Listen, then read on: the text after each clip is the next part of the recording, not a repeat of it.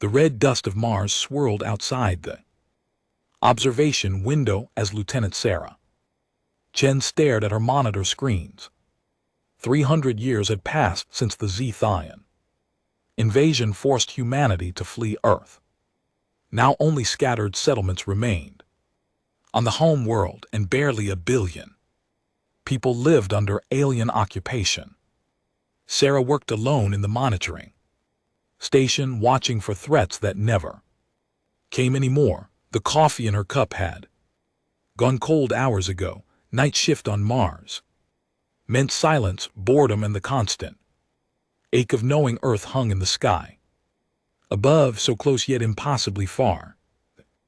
Zethians controlled everything now. They had turned humanity's birthplace into a mining colony, stripping resources while treating the remaining humans like cattle. Sarah's fingers moved across the keyboard, checking the same readings she checked every night. Radiation levels normal, no ship movements in the outer system. The Zethian patrol schedule running like clockwork, everything exactly as it had been for decades. Then the alarm screamed. Sarah jumped, spilling her cold coffee across the console. Her hands flew across the controls, silencing the noise and pulling up the data. Her eyes went wide. A gravitational anomaly had appeared at the edge of the solar system, massive and growing. Something was coming out of faster than light travel, something enormous. Her first thought was the Zethians bringing more ships. Her second thought died as the computer finished its calculations. The mass reading was impossible. Nothing that large could travel through FTL space. The energy signature alone would tear a normal ship apart. Sarah's fingers trembled as she pulled up the signature analysis. Computer compared it against every known Zethian vessel type. No match. She expanded the search to include historical databases going back centuries to before the invasion.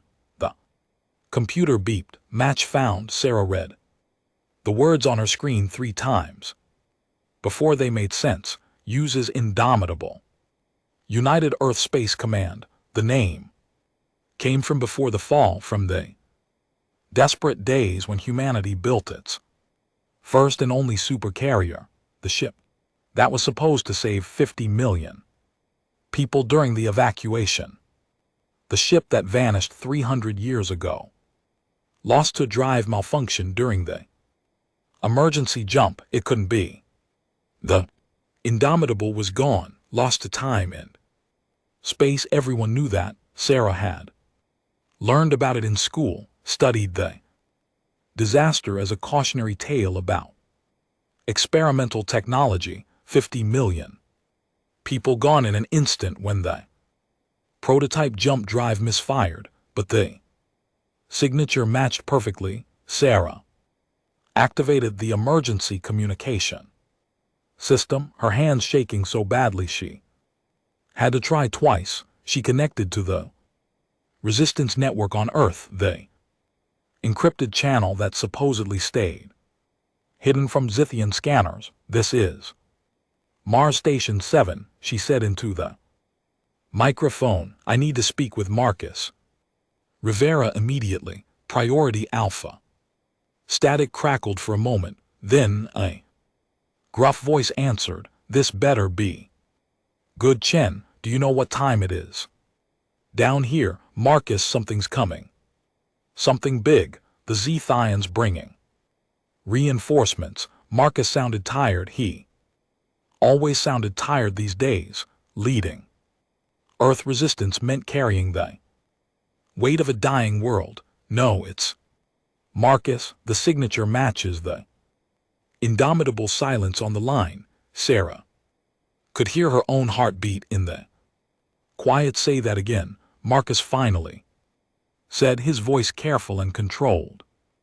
The UEC Indomitable, the lost super carrier. It's here, Marcus. It's really Here more silence, then Marcus spoke. Quickly keep monitoring, send me everything, and Chen, don't tell anyone. Else yet, if this is real, we need to control how the information spreads. If it's not, he didn't finish the sentence. Sarah understood, false hope could break the resistance faster than any weapon.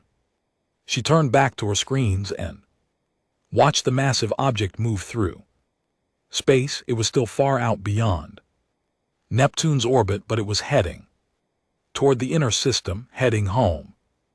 On Earth, Marcus Rivera stood in the basement of a ruined building in what used to be New York City. The resistance cell around him looked up from there, weapons and maps, as he ended the call. These 15 men and women represented the last organized military force on the planet. There were other cells scattered across Earth, but communication was dangerous and meetings even more so. What's happening? Asked Maria Santos, his second in command, the scar across her face a gift from Zethian interrogators, twisted as she frowned. Marcus hesitated. If he told them and it was wrong, he would destroy morale. If he didn't tell them and it was real, he would have wasted precious time. We might have incoming friendlies, he said. Carefully, I need everyone ready to move in 6 hours, full combat gear. The question started immediately, but Marcus raised his hand for silence. That's all I know right now. Get some rest while you can. He walked to the corner of the basement where an ancient radio transmitter sat hidden beneath rubble. His fingers found the hidden switch and he began broadcasting on the old resistance frequency. Other cells needed to know something was happening, even if he couldn't tell them what. In orbit above Earth, the Zethian occupation fleet detected the anomaly at the same moment. Warlord Crixath stood on the bridge of his flagship, studying the readings with his 4 eyes narrowed in suspicion, his scales a deep blue that marked him as military caste gleamed under the harsh lights. Mass reading, he demanded, equivalent to 20 of our largest battleships, Warlord. His sensor officer replied, fear-making his voice shake. The signature is unknown. Crick's tail lashed in agitation. Nothing that large should exist. The Zethian Dominion controlled this entire sector of space. They had crushed the humans easily 300 years ago, taking their pathetic little planet in a matter of months. What remained of humanity posed no threat. Mobilize the fleet, Crixath ordered. Whatever this is, we will destroy it before it reaches the inner system. The Zethian warships began moving into attack formation. 60 vessels that had kept Earth under control for 3 centuries. They had never faced a real challenge here. The humans had no fleet, no weapons that could threaten them. This would be no different. Back on Mars, Sarah watched her screen as the massive object continued its approach. It was moving faster now, its speed increasing as it entered the out system. The computer tracked its trajectory. It would reach Earth in less than 72 hours. Then her communication system activated on its own. Sarah stared as the ancient emergency broadcast system, unused for 300 years, suddenly came to life. A voice filled her station, transmitted on frequencies that shouldn't work anymore. This is Fleet Admiral Catherine Jiao of the United Earth Space Command Vessel.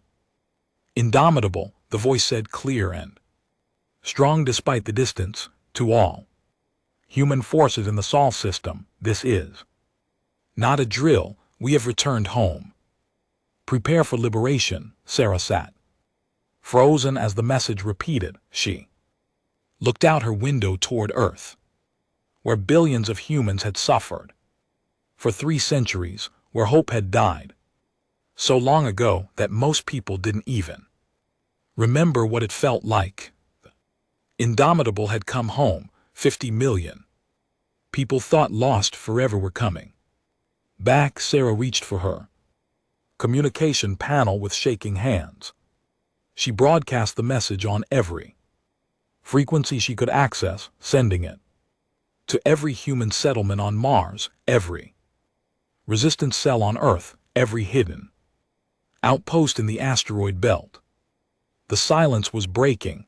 After 300 years of darkness, humanity's lost children were returning, and they were bringing war with them. The Indomitable moved through space like a mountain made of steel. Admiral Catherine Zio stood on the bridge, her gray hair tied back in a military knot, her uniform bearing medals from battles fought across the galaxy. Behind her, the command crew worked at their stations with the efficiency of people who had trained for this moment their entire lives.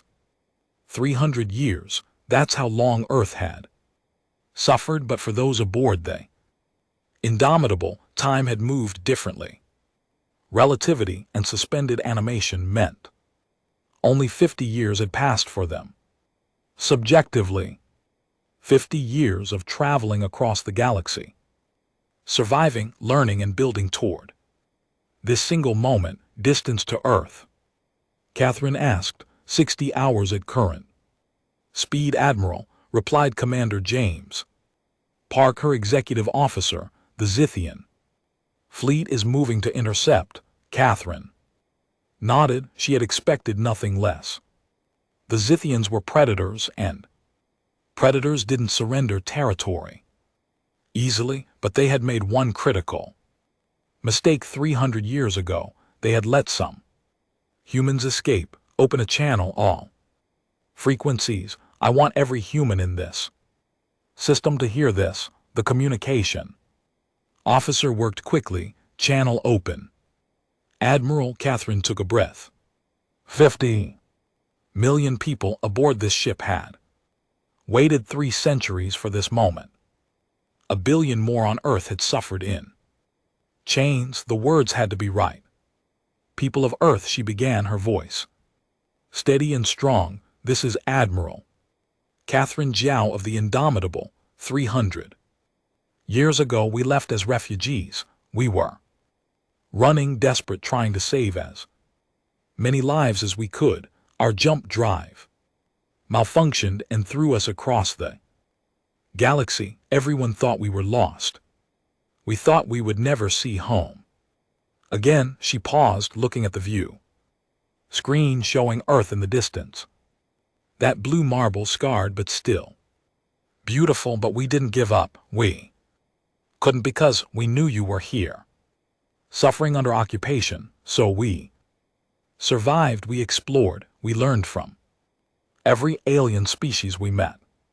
We took their technology and made it better. We built weapons and ships. We trained generations of soldiers, and every single person aboard this vessel had one dream: to come home, to free our people, to make the Zithians pay for what they did. Catherine's voice grew harder. We are not refugees anymore. We are the United Earth Space Command, and we have come home to stay. To our brothers and sisters in chains, hear this. Rise up.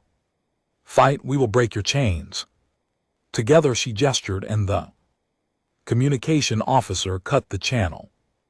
On Earth, Marcus Rivera listened to the broadcast with tears streaming down his face. Around him, his resistance fighters stood in stunned silence. Then Maria Santos let out a whoop of joy, and suddenly everyone was shouting, crying, embracing each other. Get everyone moving, Marcus said, wiping his eyes. Every cell, every fighter. We coordinate with the Indomitable and hit the Zithians from inside while they handle the fleet, Marcus Maria said. Quietly, we have maybe 10,000 fighters. Across the whole planet, the Zithians have hundreds of thousands of occupation.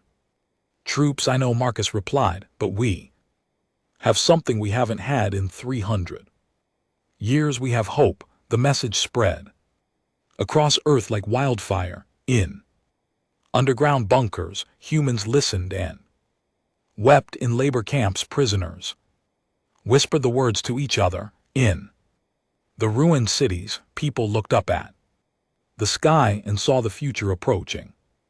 The Zithians heard it too. Warlord Crixeth crushed the armrest of his command chair, his claws digging deep into the metal. Humans, he hissed. Always so confident, always so foolish. His fleet was already in position, 60 warships, each one powerful enough to destroy a city. Whatever this Indomitable was, it would break against his fleet like waves against a cliff. All ships attack formation Delta. Crixeth ordered. When they get within range, I want overwhelming firepower. Destroy them quickly. The Zithian ships moved into a formation they had used 1,000 times before. It was designed to concentrate firepower while minimizing exposure. It had won them countless battles across their empire. It would prove completely inadequate. The Indomitable continued its approach, not slowing, not deviating. As it got closer, Earth's remaining satellites and Sarah's station on Mars began sending detailed scans. What they revealed made Sarah's mouth go dry. The Supercarrier that had left Earth 300 years ago had been a desperate construction, a massive hull wrapped around civilian habitats equipped with the best weapons humanity could build in a few months. It had been impressive for its size, but crude by military standards. What returned was something else entirely. The hull showed signs of extensive modification. Armor plating that gleamed with an unknown alloy covered every surface. Weapons ports dotted the ship like stars, thousands of them. Shield generators hummed with power that made Sarah's instrument spike, and the energy signature coming from the drive core was beyond anything Earth had ever built. Marcus, are you seeing this data? Sarah transmitted. I'm seeing it, Marcus replied from Earth. I don't understand half of it. The Indomitable isn't just a supercarrier anymore, Sarah said, her voice filled with awe. It's a mobile fortress. They've been upgrading it for 50 years with technology from across the galaxy. Aboard the Indomitable, Catherine watched the Zithian fleet approach. Her tactical officer displayed the enemy formation on the main screen. 60 ships, Catherine said. They think that's enough. Should we launch fighters? Admiral asked Commander Park. Not yet. Let them make the first move. I want to see their capabilities. Catherine leaned back in her chair. But bring shields to full power and char all weapon systems. Let's show them what humanity learned in the dark between stars. The distance closed. The Zithian fleet moved into firing range. Crixeth gave the order and 60 ships opened fire simultaneously. Energy beams and missiles filled the space between the fleets, a wave of destruction meant to overwhelm any defense. The Indomitable's shields flared to life. The attacks hit the barrier and dissipated harmlessly. The shield technology, adapted from 3 different alien species and improved by human engineers, cycled through frequencies faster than the Zithian weapons could adjust. Return fire, Catherine ordered calmly. Target their formation center. Main batteries only. The Indomitables Primary weapons fired, the beams that lanced out were unlike anything the Zithians had seen. They weren't pure energy or pure kinetic rounds. They were hybrid weapons that combined both, designed to penetrate shields and armor. Simultaneously, 3 Zithon battleships exploded in the first salvo, 2 more lost power as the beams carved through their hulls. The neat formation broke apart as ships tried to scatter, launch fighters. Catherine ordered, all wings show them. How we fight, the Indomitable's hangar. Bays open and fighters poured out like angry insects, but these weren't the crude spacecraft humanity had flown 3 centuries ago. These were sleek, fast craft with shields, advanced weapons, and pilots who had trained in combat across the galaxy. The fighter wings hit the scattered Zithian formation like a hammer. The aliens tried to respond with their own fighters, but the human pilots moved with the coordination and skill that spoke of decades of experience. Every maneuver was perfect, every shot counted. On Earth, humans watched the battle through whatever screens they could access. They saw the Zithian fleet, the force that had occupied their world for 300 years, being torn apart. They saw humanity's lost children fighting with a ferocity and skill that made the Zithians look like amateurs. Marcus sent out the signal to all resistance cells.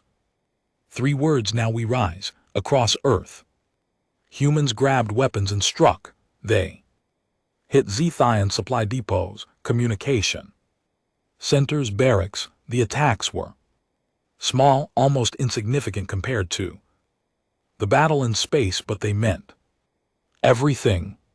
They meant humanity was fighting back on both fronts. In orbit, Crixeth watched his fleet die. In less than an hour, he had lost 20 ships, 20 against a single enemy vessel. Retreat, he snarled. All ships fall back to Earth. Orbit, send a priority message to Sector Command. We need reinforcements. All available ships. The surviving Zithian vessels broke off and ran. The Indomitable didn't pursue. It simply continued its steady approach to Earth. Catherine watched them go. How long? Until sector reinforcements arrive. Computer estimates 10 days, Admiral, replied her intelligence officer. The Zithians will send everything they have, probably 300 ships or more. Catherine nodded slowly. She had expected this too. One battle, one did not mean the war was over. Open a channel to Earth resistance forces, she ordered. It's time we met our brothers and sisters face to face. The drop pods fell through Earth's atmosphere like meteors. Marcus Rivera watched them streak across the night sky from the rooftop of his headquarters, a mixture of wonder and fear in his chest. 300 years since humans had seen their own ships return home. 300 years of waiting. The pods landed in a cleared area outside the city ruins. Marcus and his team approached cautiously, weapons ready, despite knowing these were allies. Trust had become a rare commodity during the occupation. The first pod opened with a hiss of releasing pressure. Woman stepped out, tall and confident in combat armor that looked both familiar and alien. Her weapon was holstered, her hands empty and open. Marcus Rivera, she asked. That's me, Captain Elizabeth Morrison, Indomitable Marine Corps. The Admiral sends her regards and requests a strategic meeting. Marcus stared at her. She looked young, maybe 30, but her eyes held something ancient. She had been born aboard the Indomitable, had lived her entire life knowing Earth only through stories and training simulations, yet here she stood ready to die for a world she had never seen. "Welcome home, Captain," Marcus said, extending his hand. Elizabeth took it, and Marcus saw tears in her eyes. "Thank you," she whispered. "You have no idea what those words mean to us." More pods opened, disgorging supplies, weapons, and soldiers. Within an hour, the Resistance had more military equipment than they had possessed in 3 centuries. Advanced rifles, body armor, communication gear, medical supplies. The Indomitable had brought everything, but it was what Elizabeth told them in the strategy meeting that made Marcus' blood run cold. "The Zithians have sent for their sector fleet," she explained, displaying a holographic map. 300 ships, maybe more. "They will arrive in 9 days, Maria Santos spoke up. "Can the Indomitable handle that many?" Elizabeth's expression was grim. "No, we're good, but we're not miracle workers. The Admiral estimates we could take maybe 50 ships before being overwhelmed. 300, we would die." "Then why stay?" asked one of the other Resistance leaders. "You could jump away. Save yourselves, because that's not who we are," Elizabeth said firmly. "We came home to stay. If we die defending Earth, then we die. But we won't abandon you." Again, Marcus felt something break inside him. These people who had never walked on Earth's soil until today were willing to die for it. Meanwhile, he had led a resistance that had accomplished almost nothing in 3 centuries. "What's the plan?" he asked. Elizabeth smiled. "We build a fleet in 9 days. The room erupted in disbelief. Maria's voice cut through the noise. "That's impossible." "No," Elizabeth replied. "It's just very, very difficult, and that's what humans do best." She explained Admiral Jiao's plan. The Indomitable carried manufacturing databases from a dozen alien civilizations, complete blueprints for weapons, ships, and defensive systems. With those databases and Earth's industrial infrastructure, they could build a defensive fleet. Most of Earth's factories were destroyed in the invasion, Marcus protested. "But Mars still has shipyards," Elizabeth countered, "and Earth has raw materials. We have engineers aboard the Indomitable who can rebuild your factories in days instead of months. We've done this before on alien worlds where we stopped to resupply. We can do it here in 9 days." Maria asked skeptically. "We'll build what we can. Every ship helps. Every weapon platform matters." Elizabeth looked around the room. "But we need your help. We need workers, engineers, anyone who can follow instructions. We need your people ready to fight, because when that sector fleet arrives, it's going to be hell." Marcus made his decision. "You'll have everything we can give you."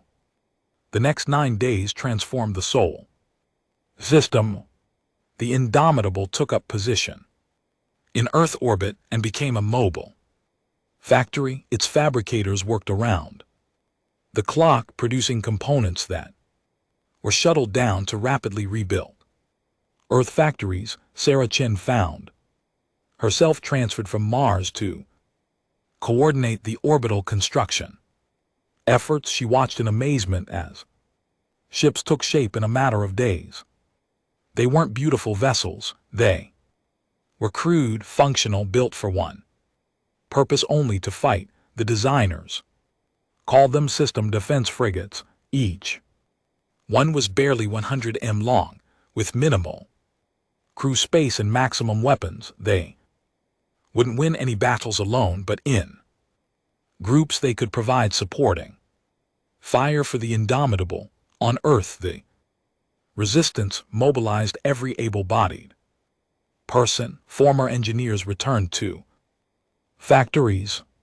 Miners extracted raw materials, construction workers built defensive platforms. The work was exhausting, dangerous, and necessary.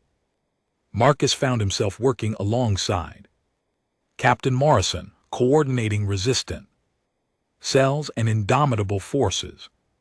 They planned attack strategies, evacuation routes, and defensive positions. Every conversation reminded him how far apart the two branches of humanity had grown. You speak differently, he told Elizabeth one night as they reviewed maps. Your words are Earth words, but the way you use them is strange. Elizabeth smiled.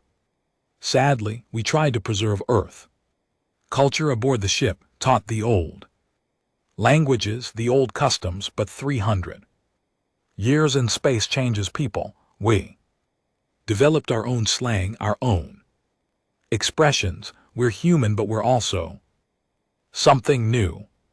Are we still the same people? Marcus asked quietly. We're family, Elizabeth replied. That's what matters. Family doesn't abandon family.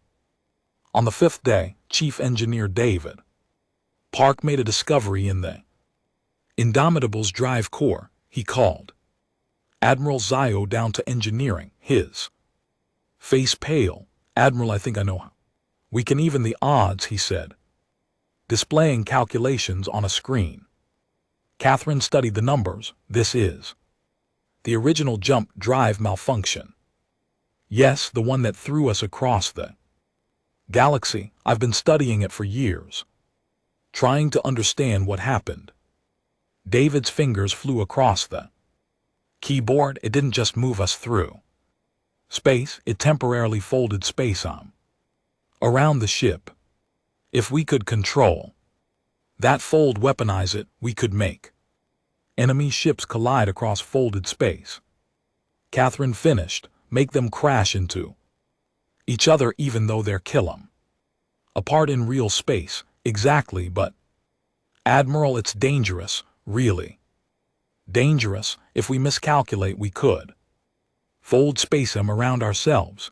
The Indomitable would be torn apart. Catherine looked at the calculations for a long moment. 300 ships versus one. Without an advantage, they would lose. With this weapon, they had a chance.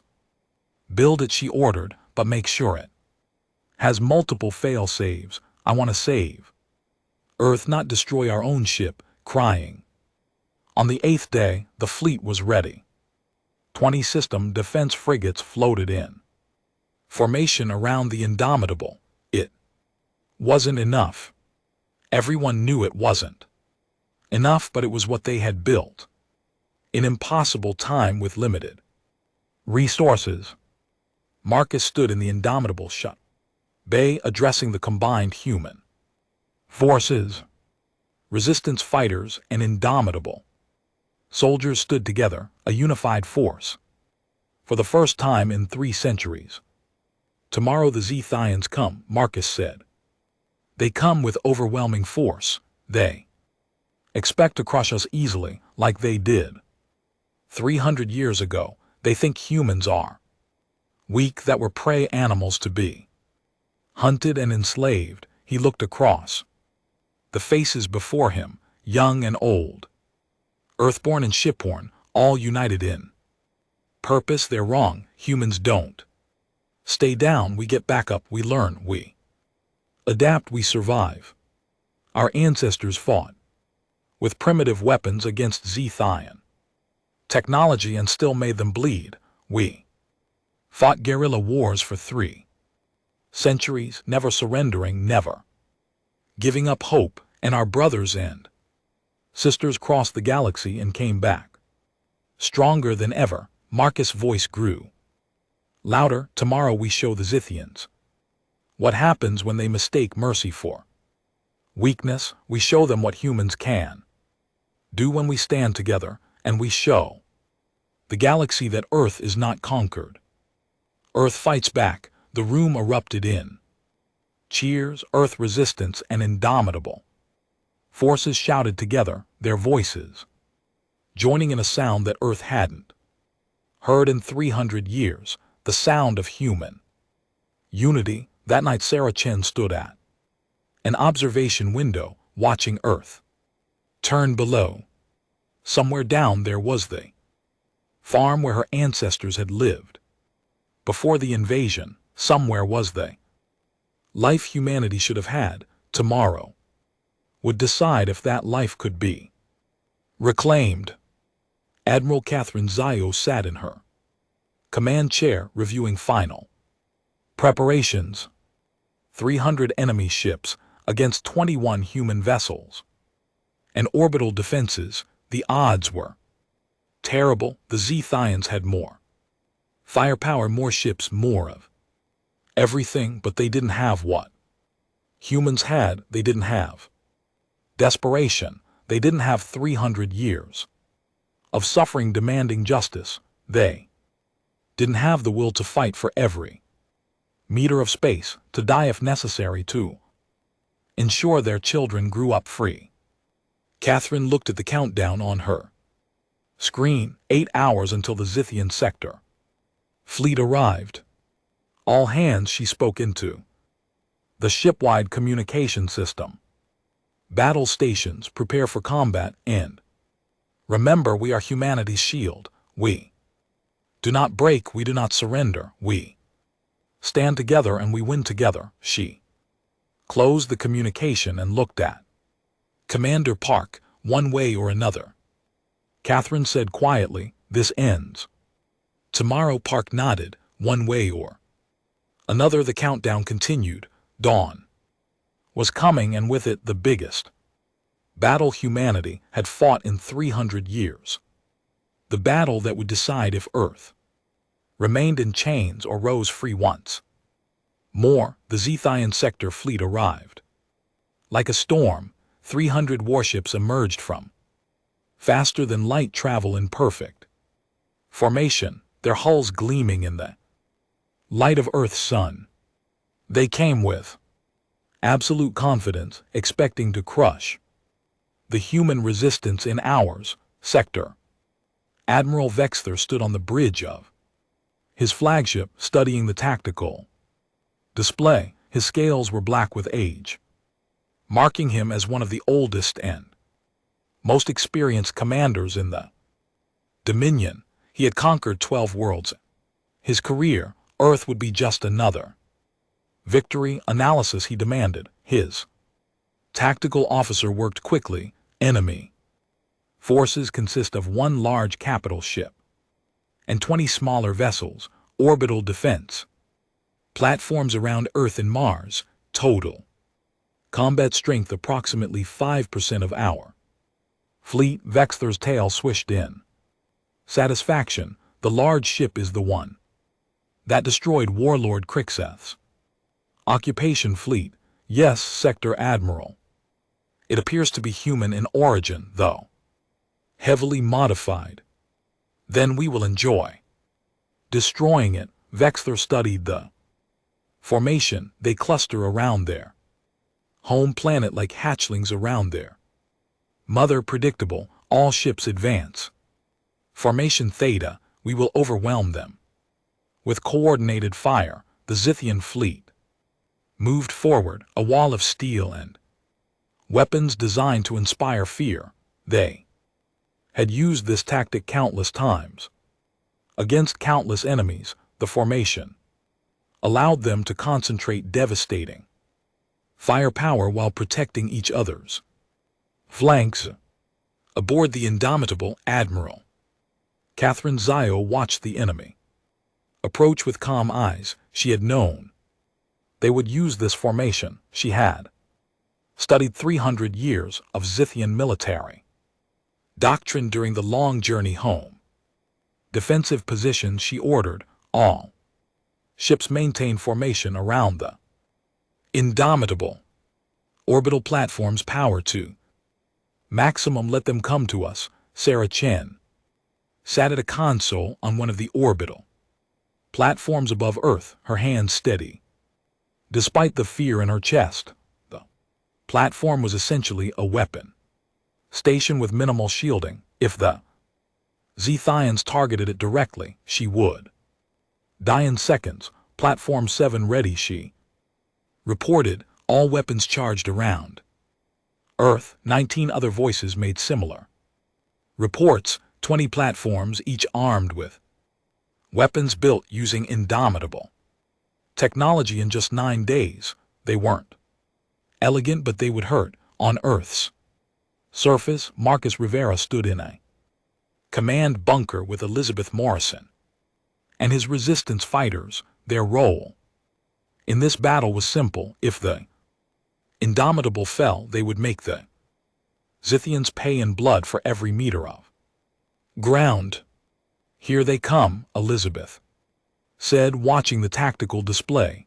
The Zethian fleet entered weapons range and opened fire. 300 ships launching simultaneously created a wave of destruction that lit up space like a second sun. Energy beams and missiles filled the void, all targeted at the Indomitable and its small fleet.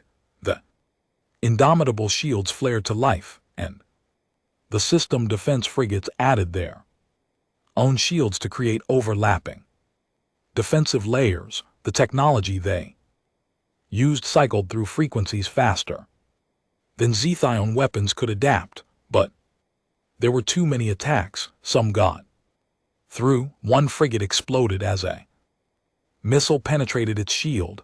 Another lost power as an energy beam carved through its engine. The Indomitable itself shuddered as multiple hits struck its shield strength at 70%. Reported the tactical officer. Frigate Defiance destroyed. Frigate Courage heavily damaged. Catherine's face remained calm. All ships returned fire. Target their formation center. Show them what we learned in the dark. The human fleet fired back. The Indomitable's main batteries upgraded with technology from a dozen species launched beams that punched through Zethian shields like they were paper. The frigates added their own fire, concentrating on specific targets. 5 Zethian ships exploded in the first exchange. 7 more lost shields. The need formation wavered as ships tried to adjust. Orbital platforms fire on my mark. Catherine ordered. Target coordinates being transmitted now. Sarah received the targeting data and locked onto a Zethian battleship that had moved too close to Earth. Platform 7 locked on target. All platforms fire. Catherine commanded. 20 orbital platforms fired simultaneously. The concentrated firepower struck the Zethian battleship from multiple angles. Its shields collapsed, its hull breached, and it began spinning out of control toward Earth's atmosphere. But the Zethians adapted quickly. They had numbers on their side. For every ship humanity destroyed, 3 more moved to take its place. The formation closed in, tightening like a noose. Admiral, they're surrounding us, Commander Park reported. If we stay in this position, they'll overwhelm our shields through sheer volume of fire. Catherine had expected this too. Launch all fighters, every wing, and Commander Park's signal. Chief Engineer Park, it's time to use our special weapon. Deep in the Indomitable's engineering section, David Park received the signal. His hands moved across the controls of the experimental weapon system he had built. The same jump drive malfunction that had thrown them across the galaxy, now weaponized and controlled. Weapon charging, he reported. 30 seconds to ready. The Indomitable's hangar bays opened and fighters poured out by the hundreds. They weren't trying to engage the enemy directly. Instead, they moved through the Zethian formation like needles drawing fire, forcing the enemy ships to adjust their positions. Vexthor watched the fighters with growing anger. Ignore the small craft. Focus all fire on the capital ship, but his fleet was already reacting, ships turning to track. The fast-moving fighters, the perfect formation, began to break apart, ships moving out of position. Now Chief Park. Catherine ordered. David activated the weapon. Space itself rippled around the indomitable. Reality folded, bent, twisted. For a moment everything seemed to pause. Then 5 Zethian ships that had been separated by kilometers of space suddenly occupied the same point. They merged together in a catastrophic explosion that lit up the battle space. The shock wave threw nearby Zethonian vessels off course. Again Catherine commanded, keep folding space around enemy clusters. The weapon fired again and again. Each time Zethian ships found themselves colliding with each other across folded space. The carefully planned formation dissolved into chaos as ships tried to avoid an invisible threat. Sarah watched from her platform, barely believing what she was seeing. The Zethians had brought overwhelming force, but the Indomitable was turning their numbers against them. Platform 7. Fire at will, she called out. Target the ships trying to regroup. The orbital platforms hammered the scattered Zethian formation. Without their coordinated defense, individual ships became vulnerable. The system defense frigates, small and quick, darted in to finish off damaged vessels, but the battle was far from won. The Zethians still had over 250 ships, and they were learning Vexthor his fleet to spread out, making it harder for the space-time weapon to affect multiple ships at once. All ships maximum dispersal, he commanded. Small unit tactics overwhelmed them from all sides. Zethian fleet broke into smaller groups, attacking from dozens of directions. The human defenses began to strain. Another frigate exploded. Orbital platforms went silent as Zethian fire destroyed them. The Indomitable shields were down to 40%. We can't hold this forever, Commander Park said grimly. Catherine checked her displays. They had destroyed maybe 40th ships. Not enough. The enemy still had overwhelming numbers, and the space-time weapon was overheating. They had maybe 3 more shots before it needed to cool down. Signal all resistance forces on Earth, Catherine ordered. If the Indomitable falls, they need to evacuate to the shelters. We can't, Admiral. The communication officer interrupted. I'm picking up new FTL signatures. Multiple contacts emerging from jump space. Catherine's head snapped toward the display. New ships were appearing at the edge of the system, lots of them. The communication officer's hands flew across his console. Admiral, they're broadcasting identification codes. They're human ships. Catherine's breath caught. How many? 150 vessels and counting, Admiral. They're there from the other refugee fleets. 300 years ago, humanity had scattered across the stars in dozens of desperate refugee fleets. The Indomitable had been the largest, but not the only one. Some had been lost. Others had struggled to survive on distant worlds, but some had thrived, just as the Indomitable had. And now they had heard the call. Humanity was returning home. The new fleet was diverse, ships of different designs, built by different communities using different alien technologies, but they all flew the same flag, the blue and white of United Earth. A voice crackled over the communication system, speaking English with an accent Catherine had Never heard before, this is Fleet. Admiral Chen of the New Horizon Fleet. We heard your call, we came as fast as we could. Earth stands together. Another voice joined in. Fleet Admiral Rodriguez of the Farstar Fleet, give us targets, and we'll make them regret attacking our home world. More voices, more fleets. 150 ships became 170, then 200.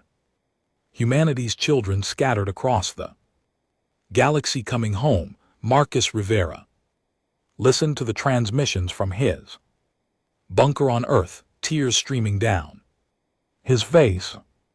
Elizabeth Morrison stood beside him, her own eyes wet. They came, she whispered. They all came, on his flagship Vexter watched in growing horror as more and more human vessels appeared. His fleet still had numerical superiority, but not the silence after the battle felt strange. For the first time in 300 years, no Zethian warships controlled Earth's orbit. The planet turned peacefully below, scarred but free. Admiral Catherine Zhao stood before the main view screen, watching as the various human fleets moved into stable orbits.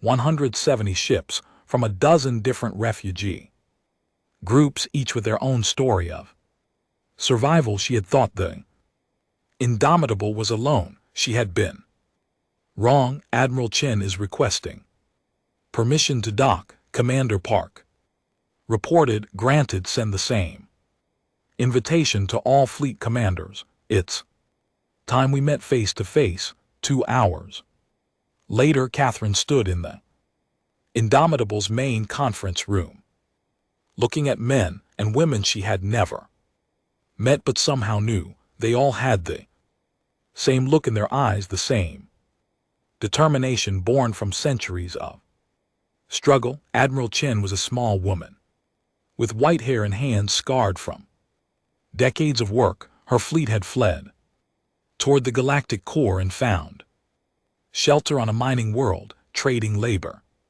for protection from the local aliens. They had built their ships from salvaged parts and stolen technology. Admiral Rodriguez was younger, his dark skin marked with ritual tattoos that told stories Catherine couldn't read. His fleet had survived by becoming mercenaries, fighting in alien wars to gather resources and knowledge. Every ship in his fleet bore the marks of 100 battles. There were others. Admiral Okonkwo, whose people had hidden in an asteroid field for a century before emerging. Admiral Young, whose fleet had discovered an abandoned alien station and turned it into a fortress. Captain Williams, who commanded the last survivors of 3 different fleets that had merged together. Each one had a story, each one had suffered, and each one had come when Earth called. Thank you, Catherine said simply. Thank you for coming. Admiral Chen smiled. We're family. Family doesn't abandon family. The same words Elizabeth Morrison had said to Marcus Rivera. Perhaps some truths transcended distance and time. What's the situation on Earth? Admiral Rodriguez asked. The Zethian ground forces are still there, Catherine replied, but they're demoralized. They saw their fleet broken. They know reinforcements won't come quickly. Marcus Rivera is coordinating with resistance cells to pressure them. We should land troops, Admiral Akono said. Clean them out properly. Catherine nodded, agreed, but carefully. The Zethians might try to use human hostages. We need to be precise. For the next week, the liberation of Earth continued.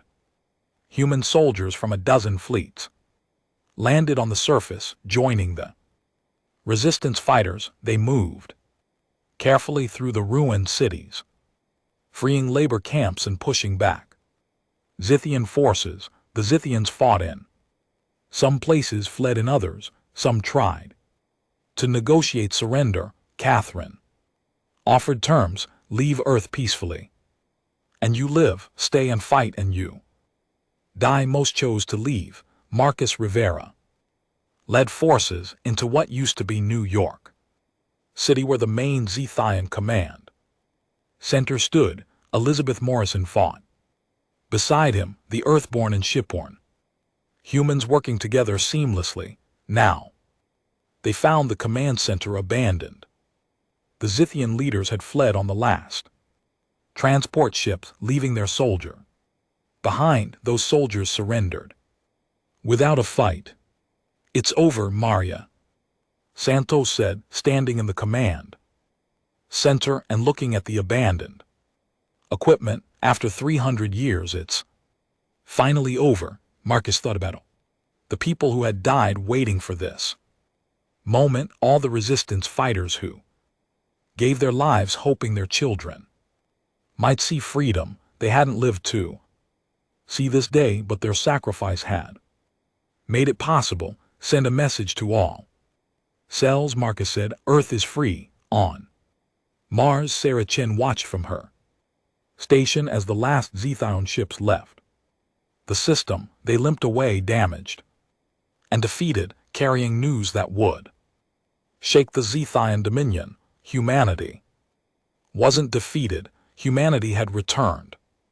Sarah, a voice crackled over her communication system. You should come down to Earth. There's something you need to see. She took a shuttle down, landing near what used to be her family's farm. The land was scarred and empty, but people were already beginning to rebuild. Humans who had survived the occupation were coming out of hiding, joining with the freed slaves and the shipborne humans. A child ran past Sarah, laughing. She couldn't remember the last time she had heard a child laugh on Earth. The sound was beautiful.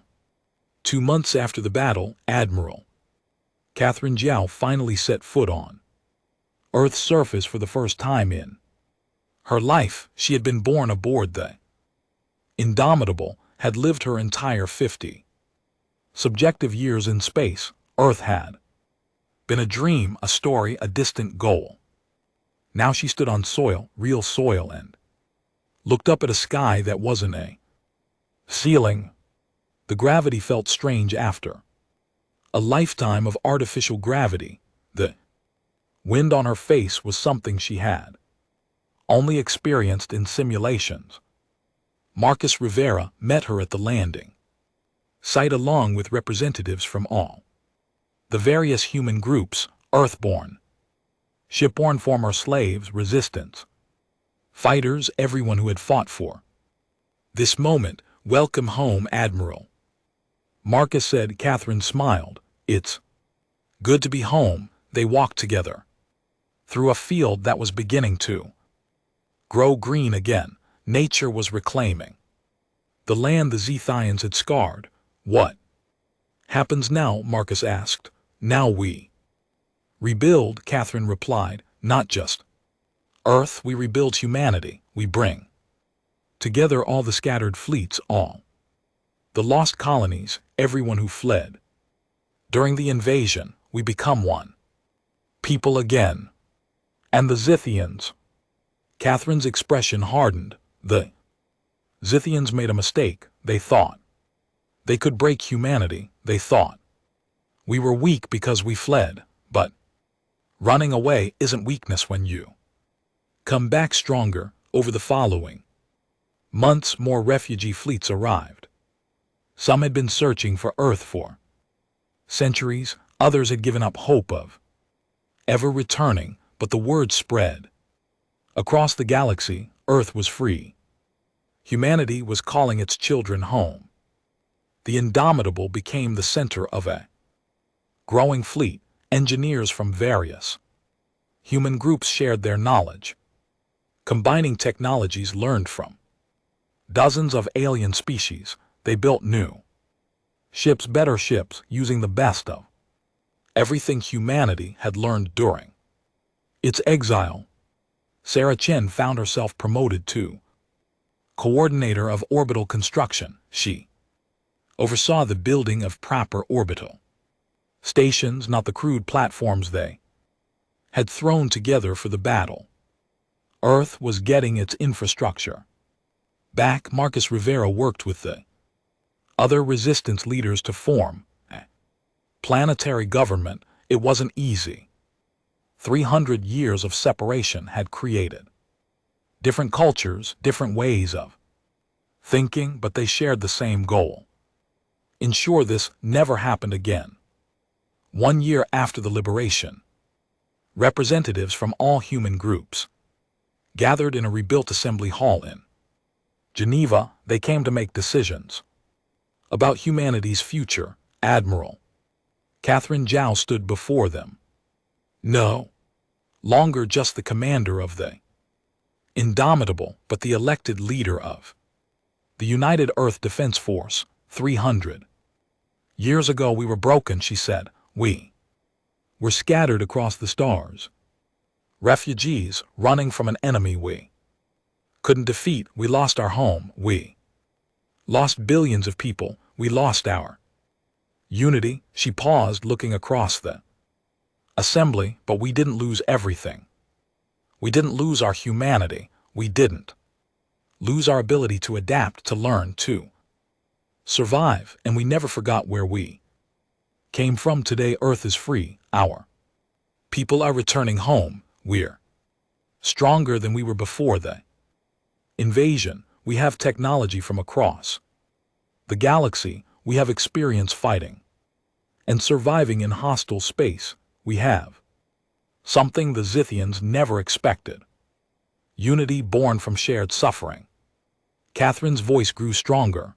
The Zithian dominion still exists. They still control dozens of worlds. They still enslave other species. They think we're a minor inconvenience, a small defeat they can ignore. They're wrong. She gestured to the assembly. We're not going to sit on Earth and wait for them to attack again. We're going to take the fight to them. We're going to free the other species they've enslaved. We're going to show the galaxy what humanity can do when we stand together. Earth was our cradle, but it was never our cage.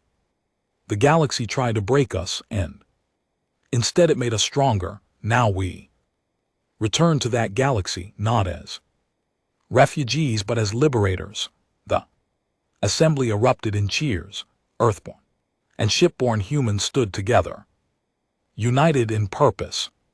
The various fleet admirals raised their fists in solidarity. The resistance fighters who had suffered through 3 centuries of occupation shouted their approval. Outside the assembly hall, construction crews worked on new ships. Scientists studied alien technology, and laboratories, soldiers trained in tactics learned from a dozen different human communities. Farmers planted crops in soil that was slowly healing. Earth was alive again.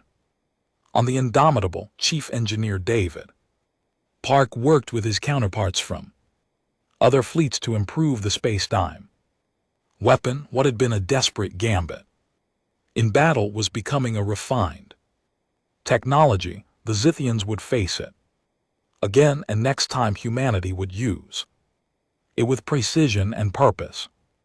Elizabeth Morrison stood on a hill overlooking New York City, watching the reconstruction. She had been born on a ship raised on stories of Earth. Now she was home, really home. Her children would grow up here on solid ground under a real sky. Marcus Rivera joined her. Thinking about the future, he asked.